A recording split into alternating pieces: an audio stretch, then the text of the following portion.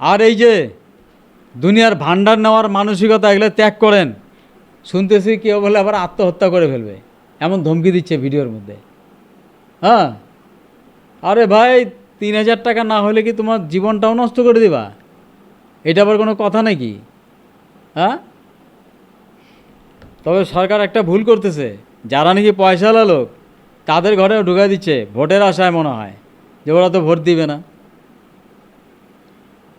আমি শুভেন্দু অধিকারী মহাশয়কে বলবো, ভোটের আগে যেন আপনার রাজ্যটা একদম টনটনা হয়ে যায়।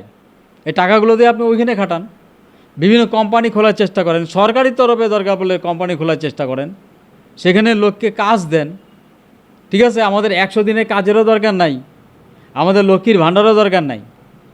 আপনি একটু সময় লাগে, ভালো কাজ করতে গেলে সময় লাগে, লোকে গালিও দেয়, সেটা সহ্য করতে যাবে না, আমিও জানি। ঠিক আছে, লোকে গালি দিবে প্রথম প্রথম, কিন্তু যখন নাকি একটা কাজ দিবেন, ও কাজটা করে খাবে, তখন দেখবেন ও আপনার পক্ষে আবার কথা বলতেছে। মানুষ হলো স্বার্থপর, স্বার্থ যেদিকে সেদিকে। তা আপনি মনে করেন একটা ব্যক্তিকে 10,000 টাকার কাজই দিলেন, আর ওই ব্যক্তিকে বসায় বসায় 3,000 টাকা দিলেন, কোনটা ভালো? আর এই 3,000 টাকা নিয়ে সমাজ তো মানে কী হবে? ল্যাংরা হয়ে যাবে, ল্যাংরা খোরা হয়ে যাবে সমাজ, বাঙালি সমাজ ল্যাংরা হয়ে যাবে, ভবিষ্যতে আর হাঁটতেই পারবে না। শরীর সচল রাখতে গেলে ওই যেগুলো সচল ব্যক্তি, সবল ব্যক্তি, তাদেরকে দিয়ে কাজ করে টাকা দেন হাতে, এর থেকে ভালো আর কিছু হতে পারে না। দেখবেন ও খুশি হয়ে গেছে, ভোটের আগেও খুশি হয়ে গেছে। কাজটা দিতে হবে, যদি কাজটা না দেন তাহলে আর খুশি হবে না। তাহলে ওই টাকাটা দিয়ে এই কাজগুলো করেন। গ্রামেগঞ্জে রাস্তাঘাট খুব খারাপ, কে ঠিক করবে? কোথায় টাকা পাবে না তো? খালি বললে তো হলো না, মোদিজি পিছন থেকে আপনাকে দিবে, দেখবো সেটা কতটা দেয়। উচিত দেওয়া, কেন্দ্রীয় সরকারের গ্রাম উন্নয়ন দপ্তর আছে, সড়ক যোজনা আছে, সেগুলো দিয়ে আপনি রাস্তাঘাট ঠিক করেন। ঠিক আছে, রাস্তাঘাট বিদেশের লোক বা বাইরের স্টেটের লোক এসে যেন আমাদের রাজ্যে দেখে যে না, এইখানে কিছু করা যায়, সেই মানসিকতা তৈরি করেন। কোম্পানি হোক, আর ক্ষুদ্র শিল্প, এই আমাদের মতন আপনার ক্ষুদ্র শিল্পের জন্য করে দেন। যাদের বললাম পরিযায়ী শ্রমিক হয়ে বাইরে যাইতে বললাম, তাদেরকে আসলে পাঠান, আপনি নিজেই পাঠান। আমি মুখ্যমন্ত্রীকে অনুরোধ করব, আপনার দপ্তর থেকে নিজেই পাঠান বাইরের রাজ্যে। এক্সপিরিয়েন্সের দরকার আছে, বিনা এক্সপিরিয়েন্সে কেউ ব্যবসা করতে পারবে না। তারা কাজটা শিখে আসুক, আসার পরে একটা সার্টিফিকেট বা আপনি টেস্টিং করেন, কোনো দপ্তরের মাধ্যমে টেস্টিং করেন, করে এখানে ওকে একটা লোন দেন বা কোনো কিছু করেন, করে তাকে এখানে সমাজে যাতে সে প্রতিষ্ঠিত হয়ে যায় তার ব্যবস্থা করেন।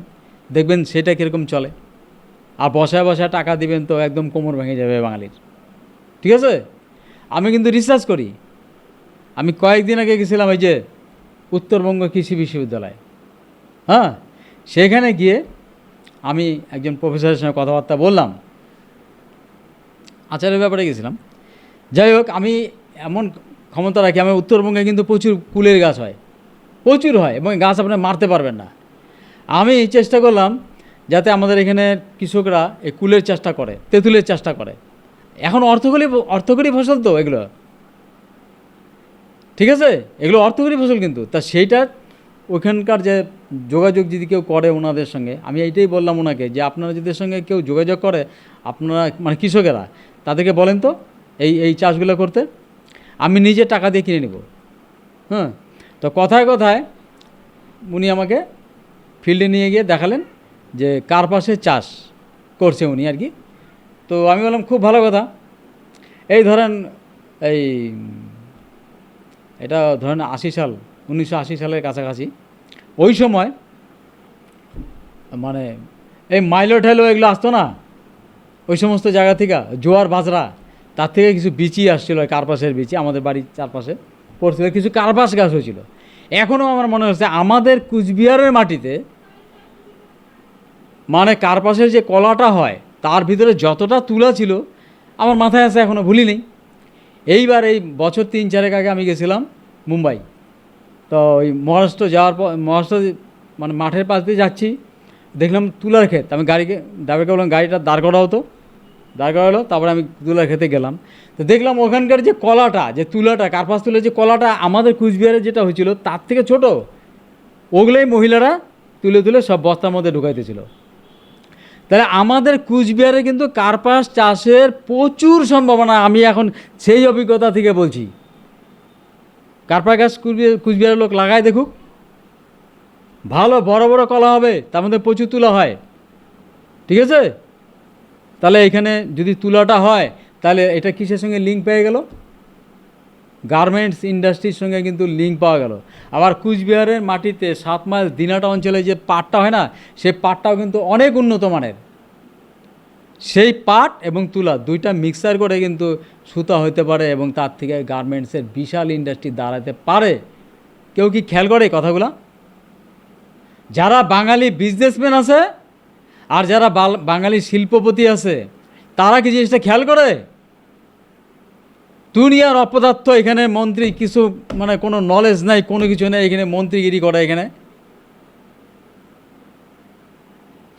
এগুলো কিন্তু বাঙালি হিসেবে আমাদের দুঃখ। আমাদের এই জন্য বলি, পরিবেশকে দেখো আমাদের এখানে কী হতে পারে। এই যে কুলের কথা বললাম, আমাদের এই উত্তর বাংলার মাটিতে যেখানে সেখানে কুলের গাছ লাগান, দেখবেন কুল গাছ সেই হয়েছে।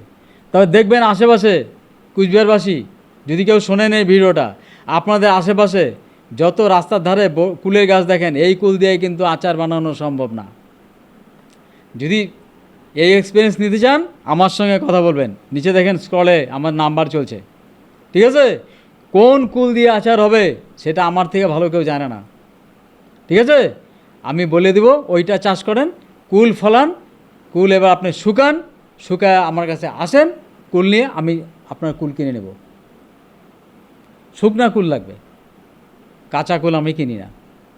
ঠিক আছে, তাহলে এরকম করে উন্নত করা কিন্তু সম্ভব আমাদের রাজ্যকে। কি বললাম, আমি আচার বানায় দেব, সেই আচার মুখে যে দিবে, আবার তারপরে কোনো মুম্বাই হোক না আমেরিকা থেকে হোক, চকলেট আনেন, সেই চকলেট খান, ওটা ডিমের ফেলায় দিবে। চ্যালেঞ্জ করে বলছি, ন্যাচারাল প্রোডাকশন, ভিটামিন সি এ ভর্তি, কুল, তেঁতুল, উপকারী, রক্ত একটু পাতলা থাকা ভালো। আমাদের এখানে হার্ট আছে না, হার্ট কি হচ্ছে, পায়ের পাতা থেকে একদম মাথার চামড়া পর্যন্ত সম্পূর্ণ জায়গায় কিন্তু রক্ত সাপ্লাই করছে। তা আমরা কী করছি আজকাল, দুনিয়ার খারাপ খারাপ তেল, সর্ষের তেল হোক আর যেই তেলই হোক না কেন, সেই তেলগুলোর সঙ্গে নানা রকম রাসায়নিক কিন্তু মেশানো থাকে। ওগুলো দিয়ে বেশি করে দিয়ে আজকালকে বহুত কম তেলে মানে রান্না করতে পারে না, আর আমরা বেশি বেশি স্টাইলের খাবার খাই। সেগুলো খাই কী করি, রক্তের মধ্যে আমরা কী করি, কী ঢুকাই, ওই ঘন তেলটা ঢুকাই যেটার মধ্যে রাসায়নিক মিশানো আছে। তারপরে কি হয়, কি হয়, সেই রক্তটাকে টাইনা তুলতে পারে না, রক্তে ওগুলা ঘুরতে থাকে তেলগুলা, রক্ত হয়ে যায় ভারী, তারপরে স্ট্রোক হয়, স্ট্রোক। আমাদের কিডনি ফেলিওর হয়। ঠিক আছে, কিডনি সেই নোংরাটাকে পরিষ্কার করে সারতে পারে না। এগুলো কেউ খেয়াল করে না। আপনারা বেশিরভাগ সিদ্ধ ভাত খাবেন তো, ডাল ভাত খাবেন তো, খুব কম তেলে রান্না খাবেন তো, দেখবেন আপনার রোগ হয় নাকি।